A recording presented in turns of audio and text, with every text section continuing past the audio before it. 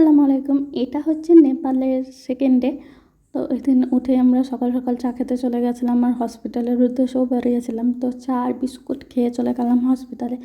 আর এখানে কিন্তু কাজ হয়ে যাওয়ার পর বসেছিলাম, আর এই দেখো বিড়ালটাকে দেখে মনটা ভালো হয়ে গেছিলো। আমি একটু ভিডিও বানিয়ে নিয়েছিলাম।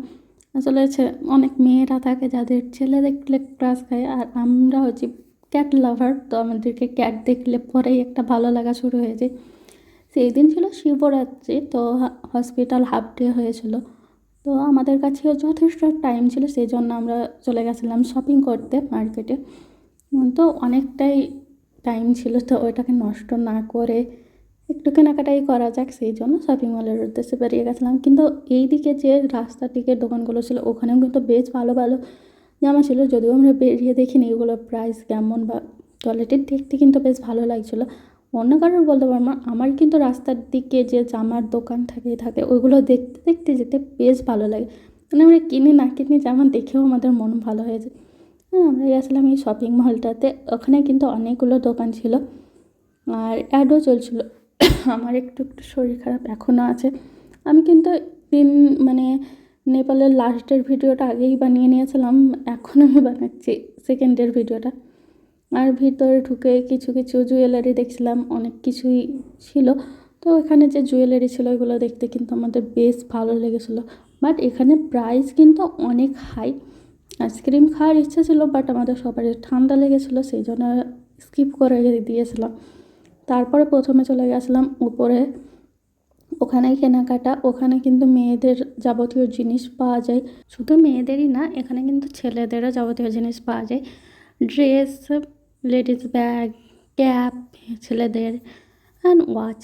আমি প্রথমেই ওয়াচগুলো দেখতে শুরু করে দিয়েছিলাম, কারণ আমার বেশ ভালো লাগে। আগে আমার সেভাবে ভালো না লাগলো, এখন কিন্তু বেশ ভালো লাগে। আর এখানে কিছু শলগুলো আমার আন্টিরা দেখছিলো, আর এই দেখো এই জামাগুলো আমার দেখছিলাম। তো বেশ আমি যেগুলো হালকা কালার থাকে সেগুলো আমি বেছে বেছে দেখছিলাম। বাট এখানে এইগুলোর যে কোয়ালিটি সেগুলো আমাদের এখানে যে পাওয়া যাবে সেম, কিন্তু আমাদের এদিকে প্রাইসটা একটু কম হবে, সেই জন্য রেখে দিয়েছিলাম। ব্যাগগুলো খুবই সুন্দর ছিল, আর এইগুলো কিন্তু খুব ভাইরাল ব্যাগ। আর এই দেখো এই জিনিসগুলো কিন্তু দেখতে খুবই সুন্দর লাগে, বো বো স্টাইলে। না ওটা বো ছিল না, ফ্লাওয়ার টাইপের। আর ব্যাগগুলো আমি দেখছিলাম, বাট ওগুলোর দাম 10,000 15,000 এইরকম ছিল, কিছু কিছু 8,000ও ছিল, কম ওইগুলোই। আর এই দেখো এই জুতোগুলো কি কিউট কিউট ছিল, বাচ্চাদের জিনিস দেখতেই ভালো লাগে। আর আমার দাদার জন্য এই জামাগুলো দেখছিলাম, আর তারা কিন্তু ব্ল্যাক কালারের মানে জামাটা বেশ ভালো লাগে, তো আমি দেখছিলাম। কিন্তু আমি দেখলাম যে না, অতটা প্রাইস নাই। আর এইগুলো আমি আয়ানের জন্য দেখছিলাম। তো এইগুলো সিট যেহেতু চলে গেছে, আর জামা কাপড় নিলে পরে কিন্তু ইন্ডিয়াতেই বেস্ট মনে হয় যে কোয়ালিটি আর প্রাইস অনুযায়ী, যেহেতু ওনাদের মানে টাকার দামটা একটু কম, সেই জন্য কিন্তু ওনাদের সব জিনিসের প্রাইসটাও কিন্তু বেশি বেশি। তো আমি বাচ্চাদের ড্রেসগুলোও দেখছিলাম, বাচ্চাদের ড্রেসগুলো কিন্তু দেখতে খুবই কিউট। আমার তো বাচ্চাদের জিনিস দেখলেই নিতে মন চায়, বাট আমি তো বাচ্চা নই, তো এগুলো রেখে দিলাম। আর এখানে এসে আমার দাদা বলছিল এইদিকে তাকাতে হবে না, কারণ ওই আগে দেখেছিলো, বাট মেয়েরা কি না তাকিয়ে পারে। আমি ভাবছিলাম অন্য কিছু না হোক একটা রিংই নিয়ে নেব, বাট ওইগুলোর প্রাইসও 4,000 এইরকম ছিল।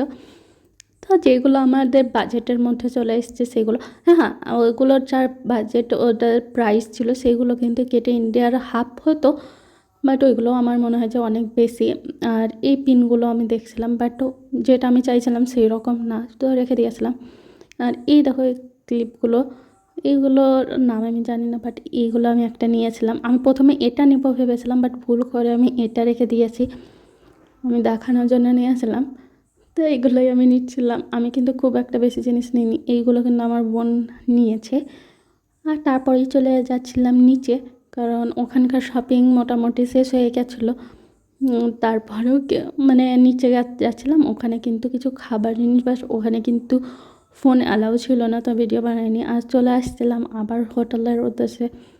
রাত্রেও কিন্তু এই জায়গাগুলো দেখতে বেশ ভালো লাগছিলো দেখতে। আর এইরকম আমার তো মার্কেটগুলো যখন খোলা থাকে, ড্রেস ঝোলানো থাকে বা অন্যান্য জিনিস থাকে, তো আমার দেখতে বেশ ভালো লাগে।